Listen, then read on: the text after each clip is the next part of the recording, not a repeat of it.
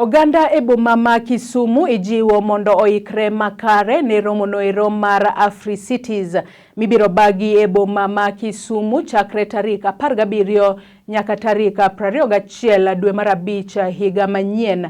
Jip makamaindi ogolo kod jalupa gavana e kaunti ma Kisumu manoeri Dr. Matthews Owili majiwo wego helni mag magawa, kuonde matha kod chiemo kaachiel kod kuonde limbe mondo oket ikruoge makare kaluwore ni romo ma kamano biro ting'o malo ohelni mekgi ahinya kod uchumi e boma ma Kisumu. Maduong' moloyo to okwayo oganda ma Kisumu mondo oket kwe kinde duto kaluwore ni romo noero biro e seche mabende liet mar siasa koro osechako mako mach ahinya e pacho kaendi.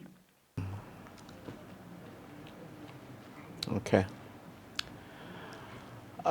County ma Kisumu, moloyo to city ma Kisumu, ni koro maduong' ahinya higa manyien dwe mar abich kind tarik 17 kod tarik 21 kawa romo piny mangima romo ka chenro mar Afri-Cities.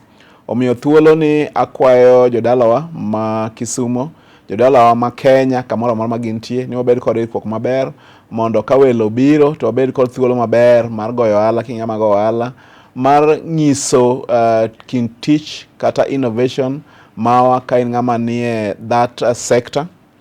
To maduong' ahinya agombo ni mondo mi akwa jowa mabende nie ohala kata e sector mar hotels and food and beverage ni en thuolo margi ni endalo ma jogo biro bedo ka ting'eni kendo gibiro biro kapok oromo tarik 17 kendo ng'eny gibiro wuok kosekalo tarik 21. Sector mar tourism bende nyaka koro bed machiegni mondo mi gi take advantage ni ka jowelo biro to ginyalo bedo gi thuolo maber mar timo ohala. To maduong' ahinya dwaro mondo mi akwa oganda ma Kisumu moloyo to modak e city mar Kisumu kata mana in the region ni wanya kwe.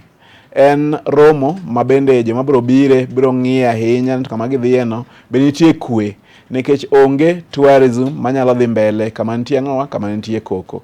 Ing'eyo ni ndalogo biro bedo ka wachiegni ahinya kod yiero. To sani ma gichako ng'iyo e weche mag ng'owa, e weche mag security mar county.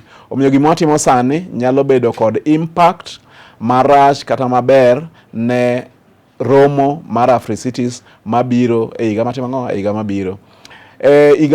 Higani December wan kod gimiluongo ni Kisumu International Investment Conference mamende gi dho ngere wacho ni will be the precursor mar that Afri-Cities.